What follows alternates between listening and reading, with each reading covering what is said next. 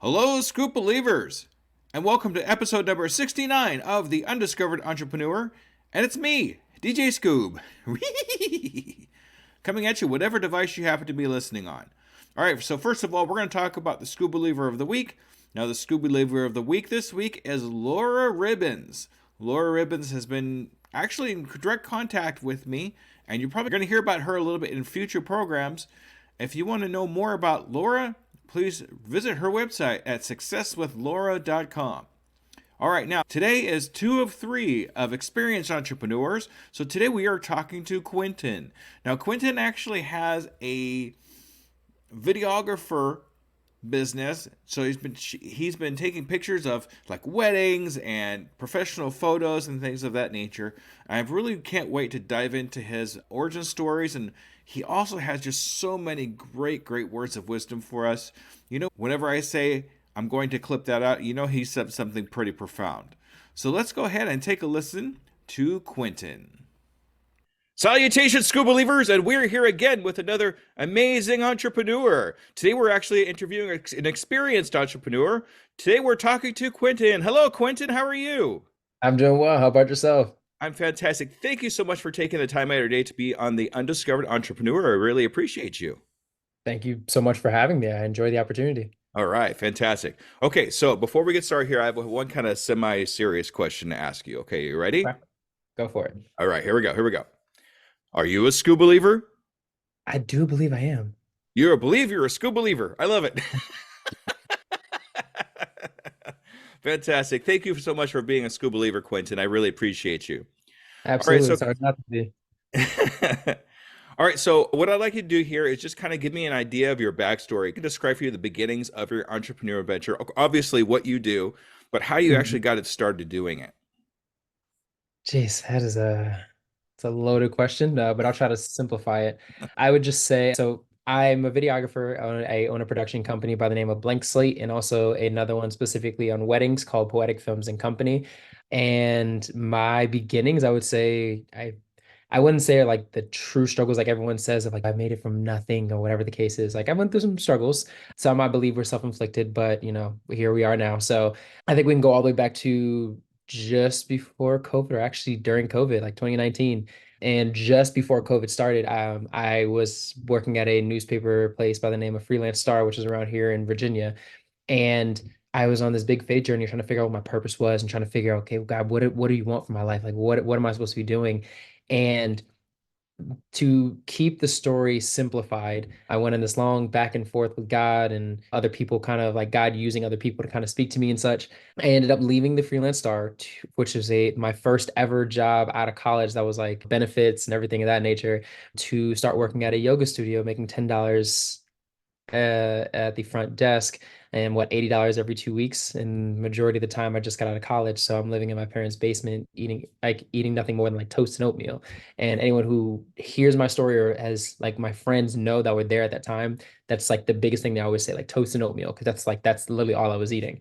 And then right before, when I started moving there, I started working the front desk and try to get an understanding of the company right before trying to take them on as a client. So I went from $10 an hour to, or $80 every 2 weeks, to 1,500 a month as a retainer. And then I lost them within the first 3 months because Hmm. I made too many mistakes, messing up on times of posting, messing up on scheduling content. Like I was making a bunch of mistakes. And then from there, they let me still work at the front desk until they saw, like, in the dead times of the studio, I was working on my laptop, trying to still figure out the business side of everything, and they let me go. And literally the next week, COVID hit and everything got shut down.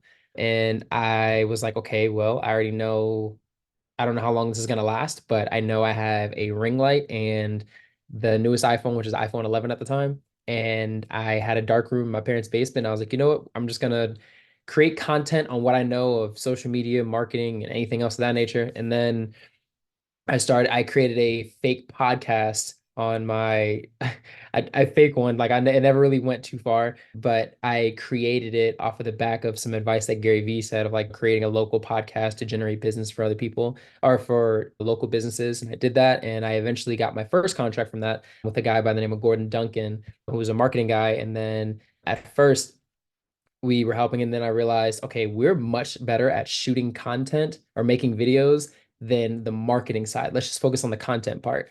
And after a while, I had a friend who, while I was filming videos and such of that nature, he had saw during COVID. He was like, yo, like, I love the pace. I love what you're doing. Like, how can I be a part of it? Now, mind you, I was shooting on my phone. He was shooting on the same camera that they use to shoot like Marvel movies. So I think he was shooting on like a Red Weapon or Red Dragon or something of that nature. Yeah. And the rest is history. I mean, I started shooting videos, and then we landed our first big contract, was like at the time was like $5,000. It's like, oh my gosh, like what am I gonna do? And then mind you, this is during COVID when like a good amount of people, or everyone that I know, wasn't making a ton of money unless you were like a government worker or essential worker. So we ended up doing that. And as soon as we locked the contract in, Jake contacted me saying, hey, I'm going to Vegas to film a movie. I can't help you with this. So remember, I have no camera but a phone. So another guy who helped us with the project before contacted us. I contacted him. He had multiple cameras, but at that moment, I was like, ownership in this is key, because if I rely on other people, I'm at their mercy. Hmm. And if they end up leaving, I don't have anything to do what I'm supposed to be doing. So I bought my first camera, which is a small little Canon SL2 and a nifty 50 lens that only stuck. It was a prime lens, so it was only one focal length.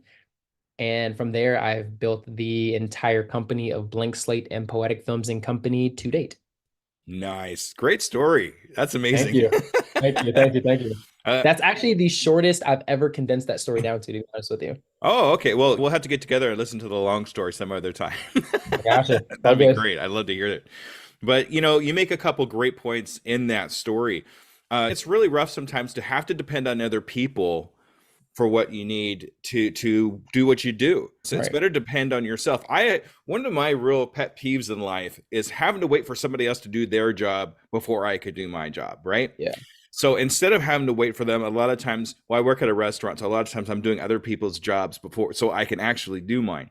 But you Right. have the same kind of parallel here too, where if you depend on somebody too much and so much that you can't get anything done, if something happens to them, you have to depend on yourself now. Yeah. So why not just depend on yourself from the very beginning? I mean, for a lot of people, I think not everyone's used to the pressure of that. Yeah. Because most people like, and so me and my friend were actually talking about this a little while ago, and it was the fact that when you start doing things for yourself, you quickly realize that all the systems and processes that a normal job brings to your life, you now realize how strenuous it is when you have to manage all that on your own, when you have to rely on yourself on your own for your income, for your benefits and everything that we're so accustomed to. So I can understand in certain people's cases on why this is not for everybody. And I'm not the entrepreneur like, oh, if you just believe, no. Like this is real. This is hard work. This is a lot of hours, a lot of nights, and sometimes I'm majority of the time it's more than a job, because everyone thinks like, oh, I'm gonna work for myself and set my own hours. I hope you're prepared for that to be more than what you work normally, because that's the only way it's gonna like thrive or survive. So when it's in your hands, it's 10 times more work and pressure, because now everything down to the food that is on your plate is now reliant on your actions. Exactly, exactly. And I definitely agree with that, mainly because on top, I don't just do this. This isn't my this is kind of my pastime more than anything else, but I have two full-time jobs on top of my podcasting, on top of entrepreneur coaching, on top of Mhm. editing for another podcast. So, I'm not just doing this. I'm doing a lot of other things too to be able to support what I'm doing here. Of course.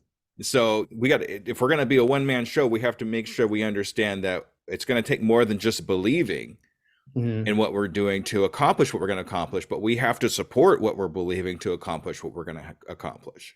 Yeah, and I will say I am not the greatest example of this, because although this I preach like practicality, I at the time was not practical. So I left a full job. Mind you, I was 9 months away from getting married. That's the one part I didn't tell you. I was 9 months Ah, away from getting married when I left the corporate job to go take this other job on. And so most people would be like, "Are you crazy? Why would you?" And every person that I talked to I was thinking it was going to be the same thing, but this is where like the guidance of God came in, because every time I talked to someone, they were like, "If you think God, this is what telling you what to do, like do it." And I was like, what? Because these are, mind you, these are the most practical people I know in my life. Both my parents are military. My significant other at the time, she was her family was very practical as well. So for me to hear that, I didn't really know how to take it, but I was like, okay, I guess I'm supposed to. But for advice that I would give on a practical scale, I definitely agree with what you're saying. Just know if someone was to ever do it, at least the way that I did it, which is the full jump, full send, just let's just do it and forget everything, be prepared because there are hardships that follow that and heavy ones as well. But if you mentally prepare yourself ahead of time that there's going to be hardships coming, they'll land on you a lot easier than if you like go willy nilly all over the place and just like, oh, Yeah. hardship, it's Yeah. just it's the same thing with failure too. If you expect failure is going to come and that's part of what you do. It doesn't hit you as hard as you would if you were just to fail and just throw your hands up in the air and just say, I give up. You know what I mean? Yeah, and I think I think that's one heavy point on why there's the difference between people who actually succeed in it and that do not. Because 9 times out of 10, it mostly isn't just the skill set ever, Mhm. but a majority of the time it's the mindset on the beginning of like there's a difference in the beginning between someone being like, oh, like I'm gonna do this full out or whatever, and then gets blindsided by the hardships and realizing like the difference, which is, oh, okay, I want to do this. This is the end goal. Now, I know it's going to suck. I know it's going to be late nights. I know it's going to be hardships. Sometimes I may just be eating the same thing every single day. But again, I know the end goal. Those mindsets are completely different, but it's easy to see where one will win over the other, typically. Absolutely, 100%. And you know what? Another thing I want to touch on here real quick too is you don't need special, all kinds of expensive equipment just to get started. Just to Mhm. get that one foot in the door to actually start exploring if you even like what you're going to do or not. Yeah, that is, gosh, that is, I think that's one of the biggest things that separates, this is my industry, particularly like videography and such. I think that's the one thing that really separates people just before this race even starts. Because there are a lot of people that start off and say, okay, if I just get the best gear, if I just get the best equipment, then I know like people are going to pay for my services.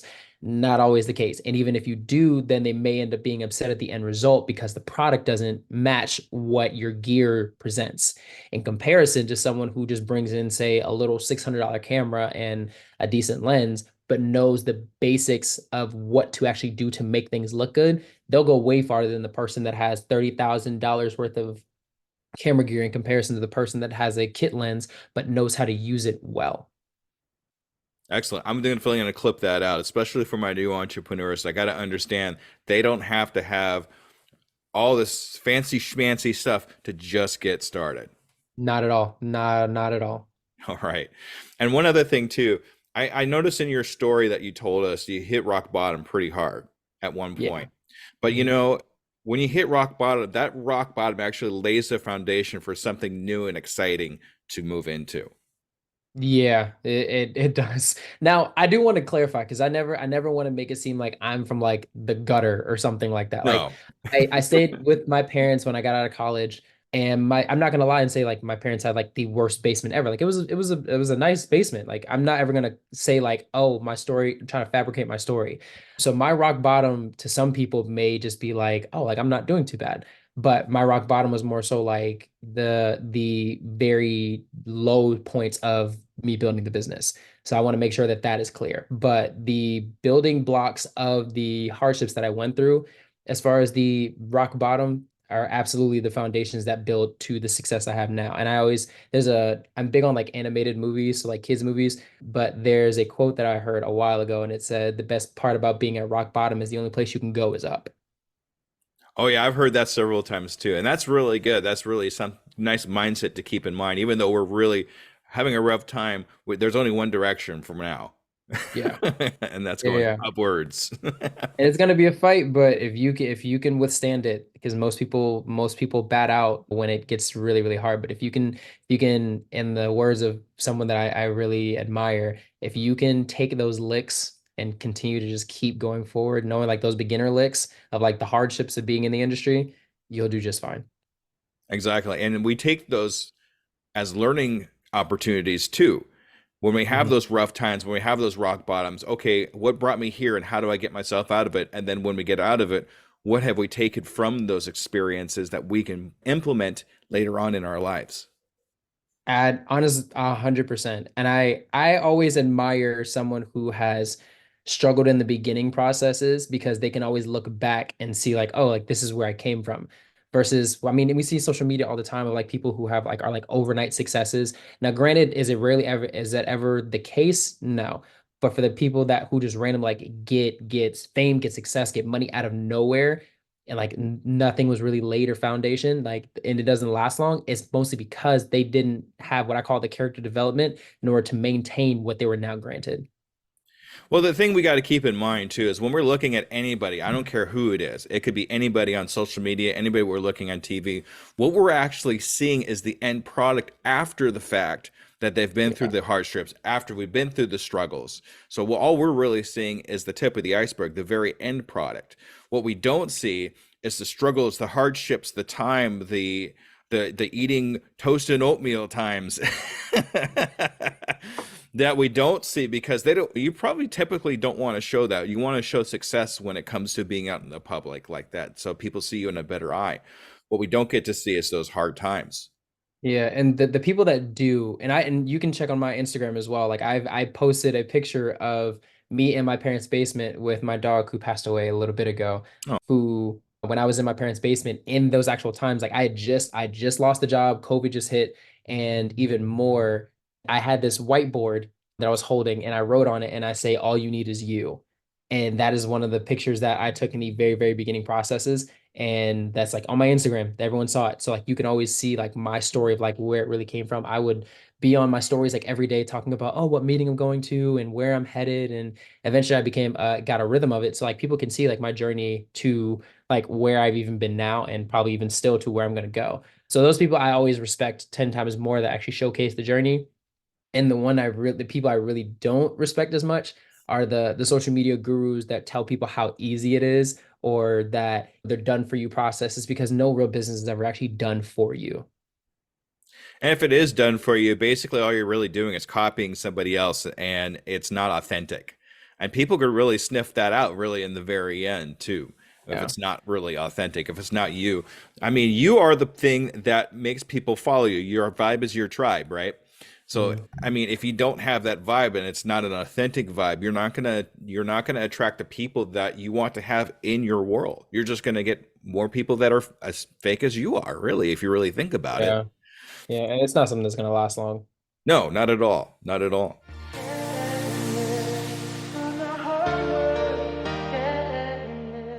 Here's a question I like to ask when I get to a point here is we all have failures, but do you have one failure that you're proud of? Something that happened to you which was kind of bad, but I'm glad I went through that because now I learned this. One major failure. I That's made you tough. I made you think there, didn't Yeah, I? you really got me because I can say I've had a lot. You know what? I will actually say. So I'd probably say so I'd say 2 years ago. So Okay. I just moved out. I actually was going through a divorce at the time as well. And I just up and just moved cities. So it's not too far. I went from like Stafford, Virginia to Richmond, Virginia. So it's only like an hour and some change in difference. But this was monumental because mm, I learned so much in that year. And the reason why my biggest failure was reaching my goal and then losing it all because you Mm. didn't know like what you need to do to maintain it. So for instance, I made in videography, which I was super surprised at that I did because every year I doubled my revenue. So this year that year I ended up making like $129,000, which I was super like, oh my gosh, like I finally hit six figures. The thing that everyone talks about, I finally hit it. And within that same year, at the end of that year, I had to move back in with my parents because I had squandered every bit of it. And I had like maxed out credit cards and all like it was such a bad like way to go about it. But what I learned is the importance of understanding the importance of like a plan with money, like moving forward, like with business. I understood the aspect of a CPA because that year also, like the beginning of that year, I went to TurboTax, which is my dad's advice to go to. And that year I only made 60,000. I still had to pay like $5,000 in taxes. And then I ended up the next year when I finally hired like a CPA and such, like they really got me together. So I was like, okay, I understand the importance of having certain people around you that'll help you and actually maintain you. So a CPA was super important for me because I can make a bunch of money, but if you don't know how to maintain it or have those things that'll help you like keep it or like make more, it doesn't matter how much money you make because you can squander every bit of it in a very short amount of time. I also learned that six figures is actually at least the lower end is not as much as everyone thinks that it is. And then managing money, managing expenses, managing the accounting, everything of that nature. I think that biggest failure for me, having to move back in with my parents after doing so well in my head, was humbling, but the experience I needed because it taught me everything of these are the real things of an actual business, and this is how bad it can be, and it could probably be worse. But the understanding how to maintain, to manage, and even excel past. So those would probably be that would be my biggest failure. That was my most proudest lesson thus far, I'd probably say. That's a good one too. That's a good one. Really, everybody really needs to understand how that actually works. Getting Yeah. to that one figure in your head that makes you think you made it is great, but what you do after that is just as important as actually getting there in the first place, right? Yeah. Yeah. But having, I mean, I could tell you that managing money is definitely not in my zone of genius. I definitely have to have somebody else do that when I do have money. Yeah. When I get to that point. But yeah, if it's not within, I mean, if you're not like have the numbers brain like I don't, it's probably best to hand it off to somebody else who does, who knows the how to get around those kind of things. Yeah, and so I've learned a couple things because I asked my mother this question actually, and I will always give my mother credit for this one. I asked her, I said, Mom, if the king is not the strongest, the smartest, or even the wisest, why is he the king? And she told me she said because although everyone has those individual skills, there's always that one person that is open to leading and opening the door for others to walk through. So for instance, he may not be the smartest, the strongest, or the wisest, but if he opens the door for opportunity and then puts those people in those positions to where like their expertise is at, that's what makes him the king. Because he's the one that's willing to take on all the hardships and all the take on all the responsibility that everyone else doesn't really want to, but he's the one that everyone goes to, but just knows how to position people. So, for instance, this year, my biggest thing is I'm starting to understand not everybody wants to run a business, and that was a big surprise to me because I'm like, are you serious? Why would you not? I have a lot of friends and even people in my company now that they're like. I was like, you are smarter than me. Why don't you just go start your own company? They're like, Quentin, I don't want to deal with the business. I don't want to deal with the taxes, all the responsibility it comes with. If you were just able to bring me opportunity, I will continuously work for you without question. And that put a switch in my head. And I was like, so you really don't need to be the strongest, the smartest, or anything. Because me growing up, I wasn't the strongest. I wasn't the fastest. Even when I played football, I wasn't. Exactly. Yeah. But it just takes that willingness to be that one individual to walk through a door so others can walk behind you. And then sometimes they'll end up following you just because you granted the opportunity. Well, that's basically the definition of a leader, right? Yeah, that is exactly it. That's amazing. That's a great. I'm definitely going to clip that out, and we'll make sure your mom gets the credit for that one. So, yes, Yeah, I'm sure she'll love that. yes.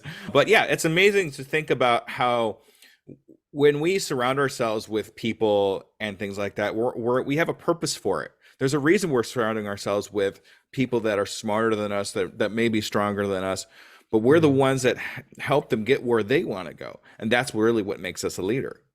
Yeah, and I've always said this, even with what I'm doing, like it's never always been about the money. It was more so of like, if I can bring creative opportunity to others, then I'll be happy. So for instance, Blank Slate right now, we are now offering creative opportunity in different states because now instead of me flying out one team, because I now am getting into the event space.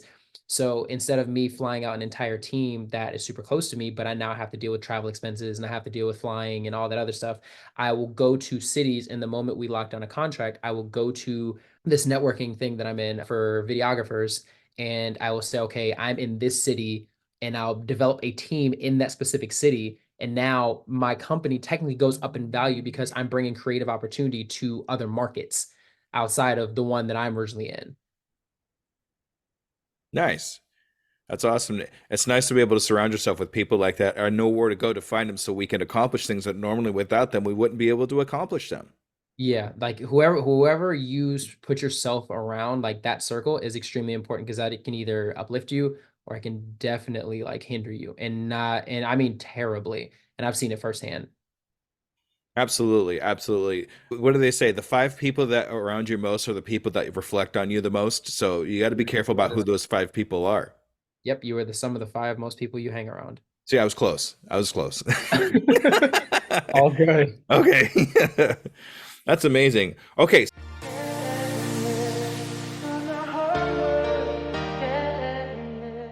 What I'd like to know is in your vast circle that you've been in, do you have Mhm. anybody that you like that you like as a mentor or somebody that you idolize as you go along? Are we referring to like in my industry specifically or just in general? Just for you as Quinton, who do you idolize, you think? I don't idolize anyone. I don't see myself idolizing anyone. There are just people's advice that I respect and that are people that are like ahead of me. So some people that I respect, I'll put it in that sense. I would definitely have to be my father because my father's where my initial like work ethic came from when I was playing football.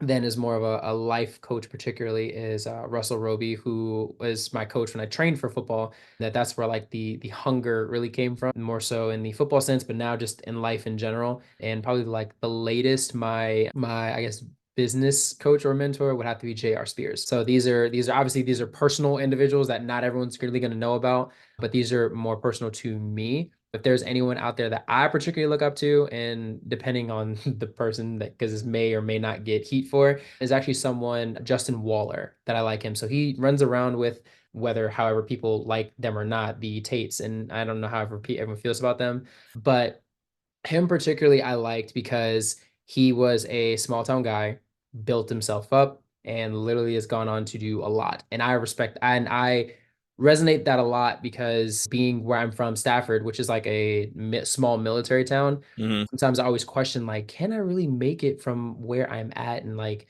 being from a small town and everything of that nature. And to see someone who is similarly also been from a small town and has built themselves up for in a very successful way, it was just like, oh, like it's possible. Okay, great. That's all I need to know. And then from there, just like, okay, now how can I replicate that success in my own industry? So that those would probably be the individuals that I'd say. And you're actually doing it too, starting from a humble beginnings and working your way up just like they are. Yeah, and even more so. So is now I'm actually leaving. This is my last week in Stafford. Next Monday, I will be moving to Dallas, Texas. Well, you're getting around there, aren't you, Quentin? Yeah, it's right around the corner. Nice. I like the fact that the people that you chose was like 90% family. People Pretty that much, yeah. raised you, people that pushed you forward, that you learn that hunger, that you learn that work ethic, and of course, your mom Yeah. that taught you about the king. We'll make sure we get that in there.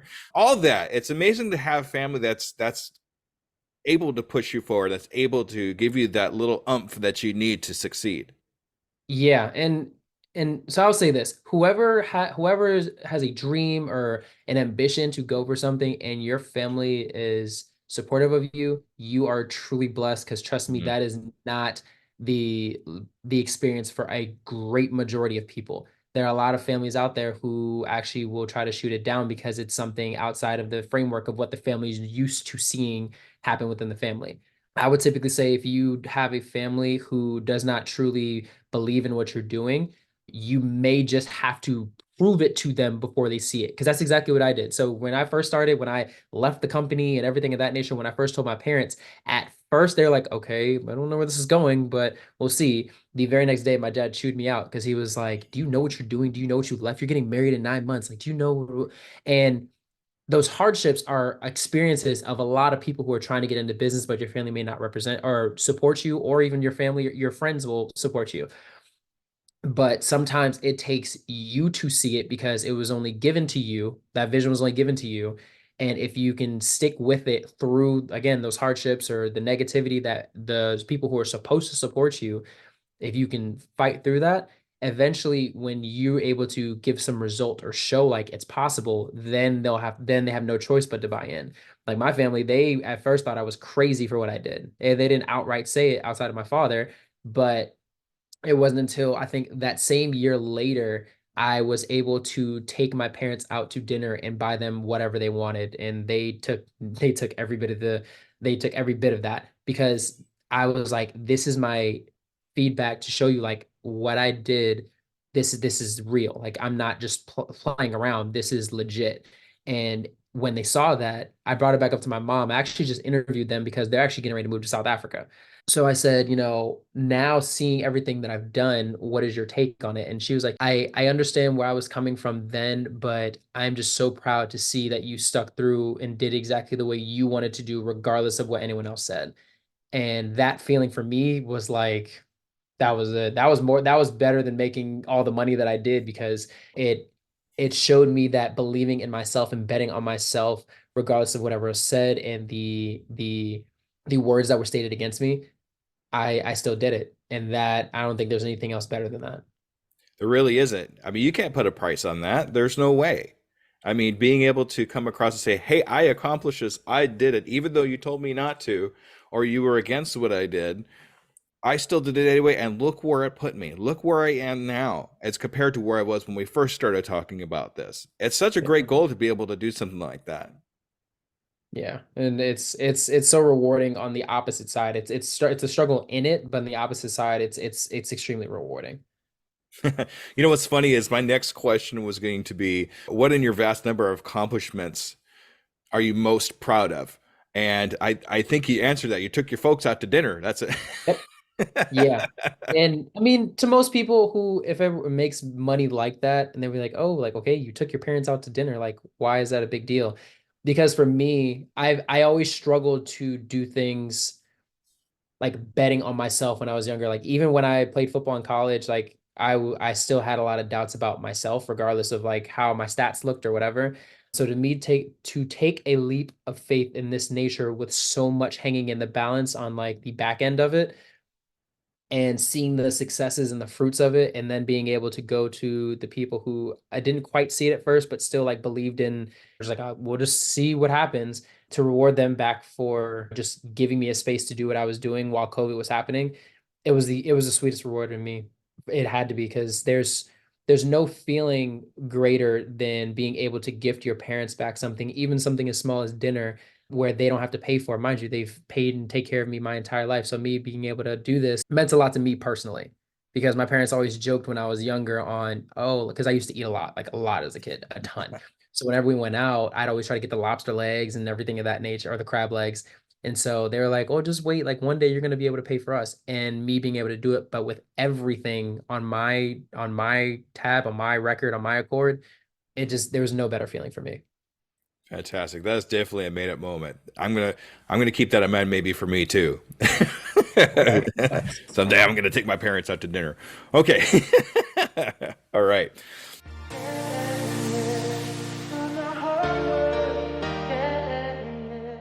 At this point, I'd like to know, what kind of advice can you give to an entrepreneur that's just getting started? I mean, they're looking to make that jump into entrepreneurship. What one or two pieces of advice would you give them? It's not as easy as you think it's going to be, would be number one, because there's a lot of social media people that will let you know how easy it is, when in reality, they're probably hiding a bunch of things from you that they just don't want to show because they know it's not sexy. Really study your industry, really try to get an understanding of what it is, and then think, how can I do this as minimally as possible, like cost wise, of course. Like, for instance, in my industry, videography, everyone thinks you need a bunch of gear, when in reality, like if I can just get the minimal setup or just the minimal cost of what it takes in order for me to just operate well, or at least just at all, then start building from there.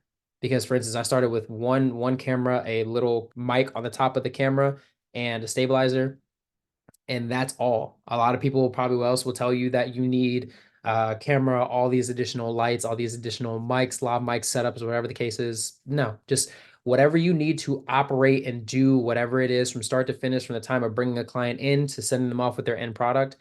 If you can, whatever minimal setup you need for that, just start with that. You don't need to start up with the most expensive anything or whatever. Just start with the bare basics and work from there. Because my last bit of advice is just get out there and gain experience. There are so many people that will talk about the how much you can make, how much you can really accomplish. But there are a lot of people, and if you really look at it, their accounts on social media are only about talking about doing it, but not actually showing that they're doing it. So for me as a videographer, my advice is always get out there and just make it happen or get the experience. Like for instance, when I got started, I just went out and just started shooting videos for random companies locally. So whatever industry that is for you, go out and get the experience, makes those calls, just ask people randomly, hey, can I shoot a free video for you? Hey, can I do this service for you? Because the next thing you're going to need is the experience and the testimonial of the person to then get your next person. So those are probably most my most valuable pieces of advice for someone getting started. Perfect. That goes right into my tagline too. I can, I am, I will, and I'm doing it today. Just do Hmm. something to get started. It doesn't have to be fantastic, but it's something to get your feet wet, to see if you actually like what you're doing. If you like what you're doing, then just kind of keep going with it. And there's nothing wrong with doing things for free because you love doing it. If you love doing it enough to where you can do it for free, then you know you're in the right place. Yeah, and I think the last bit that I would say for this is just talking is overrated and people taking action is underrated. Because everyone talks about what they need to do or all the information, and you can learn all the information you want to, but if you're not taking any action on it, you will be in the same place and not move anywhere. Exactly. We could read all the books we want and we could talk all the talk we want, but until we actually start putting something out there where people can take a look at it, help you along with it, or anything for that matter, then you're just stagnant. You're not doing anything. I mean, it's nice to know about it, but that actually goes into a little saying that I heard. It's kind of a little bit of a riddle. Five frogs are on a log. Four of them decide to jump off. How many frogs are still on the log?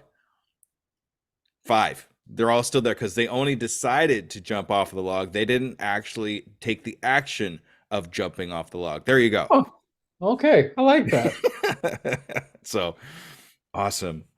All right, Quentin, this is your time to shine. This is the time where I would like you to advertise who you are, what you do, and get to know about your business. Okay?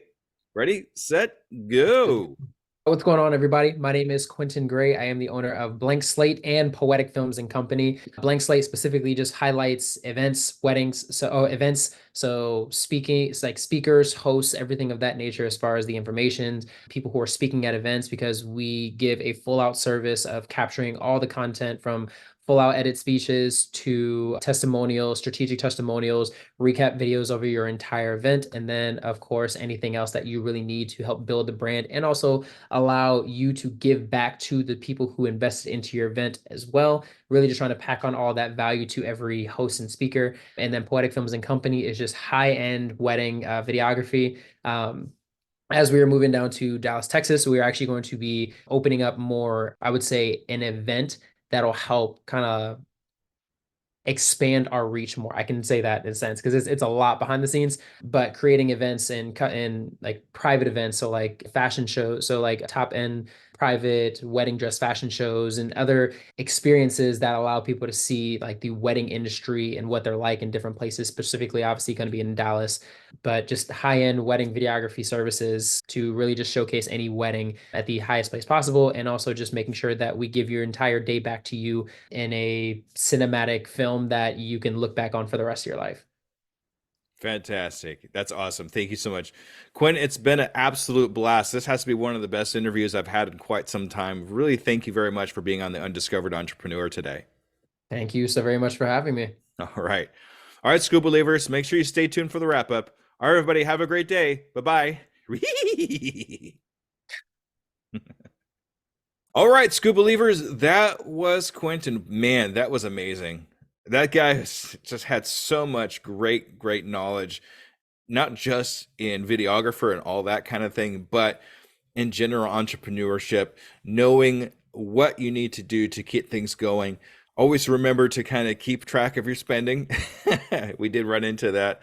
And if you can't, get somebody that does, that can help you when it comes to that kind of thing too. So great information about family. Man, I really hope you really got something from this because I certainly did. Some great information. So what we're going to do is actually go ahead and follow up with Quentin in the next 6 months. Just finished talking to him off the camera here. And we're going to see where he is. We all know he's going to be in Dallas, Texas at that point. We're going to see where his company is at. So let's look into that in 6 months. All right. Okay, so let's get into a little bit more about what I've been up to lately. If you couldn't tell already, I have been working on live speaking. It's been one of my goals is to be able to talk to groups of people and things of that nature. So I did my Entrepreneur Olympics talk. I did finish that, and I will be putting in the show notes the first and second parts of that. So if you'd like to take a look at that and see what that's about, I have that available. Also, it's really strange, but the place I moved into actually, believe it or not, has a stage that they put on live shows on. I'm going to be talking to the manager here at the place and seeing what it takes to actually start talking on that stage. Who knows? It could turn on to something big. Maybe it's just practice. Who knows? But you know what? I'm going to give it a try anyway. Also, I have this place, I think I talked about it once before, called Elevate Branson, and they actually have places for talks there too. They have a huge entrepreneurial program that I want to get involved in. So that's definitely going to be something I'm going to give a try too. Also, I would like to offer my Scoobelievers. I'm looking for two Scoobelievers that want free coaching from me, DJ Scoob. If you want to take a part of that and see if you could be one of the two people that actually get a free coaching from me, email me at doingittodaycoaching@gmail.com to be part of that. See if you can get some free coaching from me, and I'm pretty sure I can help you in your entrepreneur adventure. I've helped so many people so far. You've heard them. Be a part of it. I really want to be able to help you out. And the last thing I'm going to talk about is a huge announcement that I have right now. I am working on another podcast. It's another podcast. It's going to be a short form podcast. My goal, I don't know if it's going to work out or not because it's still kind of under construction, but my goal is for it to be a daily podcast. Now, am I going to pull it off daily? I don't know, but we'll see what happens. So the premise of this podcast that I'm working on is, well, okay, let me give you the whole story here. So I have a friend of mine at the hospital I work at, and he and I talk about AI every single day that we're there. So he introduced me to a AI product or thing called Pi. Now Pi, it's Pi, and it's basically a AI with a human voice you could just have normal conversations with, and you have the vast knowledge of the internet to talk about. It's really hard for me to completely explain, but here's the idea. I want to sit down and have conversations with Pi about entrepreneurship that you can listen in on and learn from. So I'll be asking questions about startups, best practices, things of that nature, and obviously with the vast knowledge of the internet, get some probably pretty good information. So I want some feedback from you to know if you think this is a good idea. Is this something you would listen to? Email me at uepodcast2021@gmail.com. That's my email address. Or reach out to me. You can reach out to me on Twitter. That's DJ Scoob2021. That's SKOOB. Reach out to me there. I want to hear what your thoughts is on this because I really want this to be good. If this is something you think you listen to, contact me anyway and let me know, hey, I don't think I'd listen to this. It would definitely save me some time and energy if I knew that ahead of time. So I want to hear from you and kind of get an idea of what you think. All right, Scoobelievers, thank you for another fantastic episode. Make sure you stay tuned for number 3 of 3, our final part of the 3-part episodes of Experienced Entrepreneurs. All right, everybody, thank you. Have a good evening. Bye-bye.